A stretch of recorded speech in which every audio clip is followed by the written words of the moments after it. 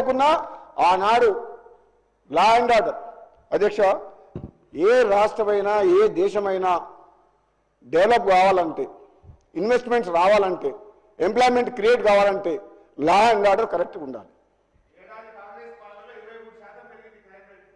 మీ దగ్గర మీ 10 ఏళ్ల నెంబర్ చెప్పమంటారా? 10 ఏళ్ల కాలంలో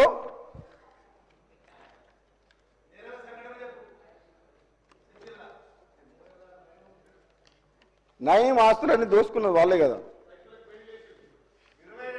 అధికార లెక్కల ప్రకారం తెలంగాణ రాష్ట్రంలో 2014 నుంచి 2023 వరకు 8,742 హత్య కేసులు నమోదైన అధ్యక్ష. అదే కాలంలో 18,246 అత్యాచారం కేసులు, 1,30,521 దొంగతనాలు, 469 దోపిడీలు, 5,051 లూటీలు, ఇంకా బీఆర్ఎస్ నేతల ఒత్తిడితోటి ఎన్నో కేసులు రికార్డు కూడా చేయలేదు వాళ్ళు పోలీసుల ఒత్తిడితోటి. మీరు చెప్పమంటే నా దగ్గర అన్ని ఉన్నాయి, కానీ ఎంతోమంది సభ్యులు మాట్లాడాల్సి ఉంది. ముఖ్యమంత్రి గారు సమాధానం చెప్తారు కాబట్టి నేను ఎక్కువ డీటెయిల్గా పోతలేను అధ్యక్ష. కాకపోతే ఒక్క మాట చెప్పగలను అధ్యక్ష, వీళ్ళ అధికారంలో ఉన్నప్పుడు మంత్రిలో మన శ్రీధర్బాబు గారు ఇక్కడ ఉన్నారు. ఆ హత్య కేసు లాయర్ దంపతులది. హైదరాబాద్ ఔటర్ రింగ్ రోడ్ పక్కన ఉన్న వెటర్నిటీ డాక్టర్ మళ్ళా ఆ రోజులలో భూసేకరణ ఎట్లా చేసేవాళ్ళంటే అధ్యక్ష, పోలీసులను పెట్టి బెదిరించి రైతులను వాళ్ళని తీసుకుపోయి మా శివనగూడ రిజర్వాయర్ కాడ భూ నిర్వాసితులని వాళ్ళకు R&R ప్యాకేజ్ ఇవ్వకుండా పోలీసులను పెట్టి ప్రాజెక్టు కాంట్రాక్టుల కోసం ప్రాజెక్టు నడిపించారు. ఆ ప్రాజెక్టులో నీళ్ళు వచ్చేది లేదు, సచ్చేది లేదు, కానీ పోలీసులు అడ్డం పెట్టుకొని చెప్పించు. అది లా అండ్ ఆర్డర్ వీళ్ళ విషయంలో. తెలంగాణ కోసం ఉద్యమం చేసిండ్రు రైతులు, సకల జనులు. వాళ్ళ 10 ఏళ్ల కాలంలో పోలీసులను పెట్టి ప్రాజెక్టులు భూములు లాక్కున్నారు రైతుల దగ్గర వీళ్ళు. అది మీది లా అండ్ ఆర్డర్. మీరు పోలీసులు అందుకు వాడుకున్నారు. నేను చెప్పుకునే పోతే అధ్యక్ష, మంత్రి నియోజకవర్గంలో బీఆర్ఎస్ నాయకులు అక్రమాలు, ఆ న్యాయవాద దంపతులు గట్టు వామన్ రావు గారు శ్రీధరబాబు గారు నియోజకవర్గంలో. అదేవిధంగా ఇసుక మాఫియా గురించి చెప్పాల్సిన అవసరం లేదు. మా నల్గొండ జిల్లాలో ఆ సభ్యులు లేరు, మాట్లాడదలుచుకోలేదు, కానీ విపరీతంగా కోట్ల రూపాయలు అక్రమంగా ఇసుక మాఫియా, ఇసుక దందా, భూములు వాళ్ళ పీరియడ్లో రియల్ ఎస్టేట్ వ్యాపారం బ్రహ్మాండంగా ఉన్నది. ఆ హైప్లో భూములు లాక్కురు, బలవంతంగా గుంజుకున్నారు, మొత్తం సెటిల్మెంట్లు. అది వాళ్ళ లా అండ్ ఆర్డర్. కానీ ఈరోజు కాంగ్రెస్ పార్టీ వచ్చిన తర్వాత గౌరవ ముఖ్యమంత్రి రేవంత్ రెడ్డి గారి నాయకత్వంలో ఈరోజు ప్రశాంతంగా ప్రతి ఒక్కరు కూడా ఈరోజు కూడా ఈ జాతీయ పార్టీ కాంగ్రెస్ పార్టీ ఒక్కరు కాదు అధ్యక్ష, ఒక సామాజిక తెలంగాణ వైపు పేదల ప్రభుత్వం వచ్చింది, ప్రజాపాలన సాగుతుంది, కొనసాగుతుంది. ప్రతి ఒక్కరు కూడా ఎంతో ఆశతో ఎదురు చూస్తున్నారు.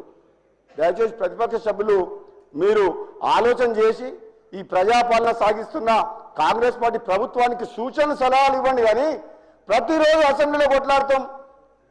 మీకు అధికారం కావాల్సుకుంటే ప్రజల దగ్గర పోయి వాళ్ళ కష్టాలు మాట్లాడండి, వాళ్ళ తరఫున మాకు చెప్పండి. కానీ మీరు ఈ విధంగా సభలో ఎప్పుడు అవుట్ నడిచిన అధ్యక్ష, మీరు మీ మీదికి అటాక్ చేసిండు. మీ సభ సొంతం కాదని చెప్పి మిమ్మల్ని ఈ సభ మీ సొంతమా అన్నారు. మరి మేము 6 సభ్యులు ఉంటే పోయిన అసెంబ్లీలో మా గొంతు వినిపించలే, మార్షల్స్ పెట్టి బయటకు పంపించారు. మరి అది అప్పుడేం చేసిండ్రు? అప్పుడు ఎక్కడ పోయింది ప్రజాస్వామ్యం?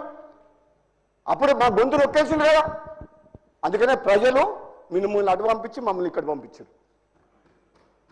అధ్యక్ష, చరిత్రలో ఎప్పుడైనా సరే చివరకు ధర్మం గెలుస్తుంది. ఆ ధర్మం నిలబడినది కాబట్టే ఈరోజు కాంగ్రెస్ పార్టీ ఇక్కడ ఉన్నది.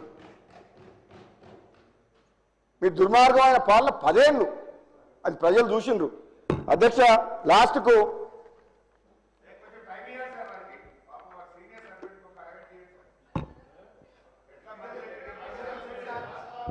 అధ్యక్ష మేము ఒక నిన్న ముఖ్యమంత్రి గారు, మేమందరం ఇప్పుడు కూడా ముఖ్యమంత్రి గారు ఈరోజు మేమందరం ఒకటే మాట్లాడుకో అధ్యక్ష, వీళ్ళ గురించి ఎంత తక్కువ మాట్లాడితే అంత మంచిది. బీఆర్ఎస్ పార్టీ గురించి వాళ్ళ గురించి ఎంత తక్కువ మాట్లాడితే అంత మంచిది. మనం ప్రజల పక్షాన ప్రజలకు ఇచ్చిన హామీ నెరవేర్చే విషయంలో ఒక్క నిమిషం వేస్ట్ చేయకుండా ఈ తెలంగాణ ప్రజల కోసం పనిచేద్దాం, వీళ్ళని మనం ప్రజలు చూసుకుంటారు, వీళ్ళ గురించి తక్కువ మాట్లాడదనే నిర్ణయానికి వచ్చినాం కాబట్టి నేను ఎక్కువ మాట్లాడదలుచుకోలేదు అధ్యక్ష ఈ ప్రతిపక్షం గురించి. ఎందుకంటే వీళ్ళు మాట్లాడే కొద్దీ మాకేదో ఉందని వీళ్ళు అనుకుంటారు. వీళ్ళు గుండుసున్నా అని ముఖ్యమంత్రి గారు చెప్పారు కదా మన పార్లమెంట్ ఎన్నికల్లో. కాబట్టి మీకు మళ్ళా భవిష్యత్తు లేదు. 1000 జన్మలు ఎత్తినా ఆ బీఆర్ఎస్ పార్టీ తెలంగాణలో అధికారంలోకి రాదు. మేము చెప్తున్నాం మీకు, మీరు అర్థం చేసుకోండి. ఎప్పుడైతే తెలంగాణను తెచ్చి బీఆర్ఎస్ అని పెట్టిరో అప్పుడే కథం అయిపోయింది. ఇక మళ్ళీ మీరు అనవసరంగా ఏంటంటే సరే ఎమ్మెల్యేగా గెలిచిరు కాబట్టి రండి, హుందాగా ప్రవర్తించండి, ఏదైనా సలహాలు సూచనలు ఇవ్వండి, కానీ అనవసరంగా మీరు మమ్మల్ని రెచ్చగొడితే మా మాట ఏమిలేదు. మీరు కేసీఆర్ కుటుంబ సభ్యులు మాకంటే ఎక్కువ తెలియకలేదు. మేము ప్రజల పక్షాన మాట్లాడుతున్నాం అధ్యక్ష. ఇచ్చిన హామీలు నెరవేర్చే పనిలో మా ప్రభుత్వం పనిచేస్తుంది అధ్యక్ష. ఇక అన్నిటికంటే ముఖ్యం, అన్నిటికంటే ఇంపార్టెంట్ అధ్యక్ష, ఇల్లు అధ్యక్ష. ఈరోజు 10 ఏళ్ల పాటు తెలంగాణ వస్తే ఎంతోమంది నిరుపేదలు, రూపాయి ఆస్తి లేదు, రెక్కాడితే కానీ డొక్కాడదు, అటువంటి వాళ్ళు వీళ్ళ మాటలు నమ్మి 2 సార్లు అధికారంలోకి ఇచ్చారు. ఒకసారి కాదు, కొత్తగా వచ్చిరు కదా అని 5 ఏళ్ళు 2సారి అధికారానికి ఎక్కువ సీట్లు ఇచ్చారు అధ్యక్ష. మాకు ఇల్లు రాకపోతుందా, ఈ ఎండకెండి వానకు దడుస్తున్నాం అని చెప్పేసి ఎంతో మంది నిరుపేద కుటుంబ సభ్యులు 2సారి 90 సీట్లు ఇచ్చిండు. మళ్ళా నమ్ముకున్న పేదవాళ్లకు, ఇల్లు లేని పేదవాళ్లకు మళ్ళీ మొండి చేయి చూపించారు అధ్యక్ష వాళ్ళు. కానీ ఈసారి మాత్రం ఈ చెయ్యి, అన్నం పెట్టే చెయ్యి ఈ కాంగ్రెస్ పార్టీ ఎవరి కోసమైతే అధికారంలోకి వచ్చిందో, ఎవరి కోసమైతే పనిచేస్తుందో తప్పకుండా ఈ నిరుపేద కుటుంబాలకు ఇల్లు కట్టిస్తాం అధ్యక్ష.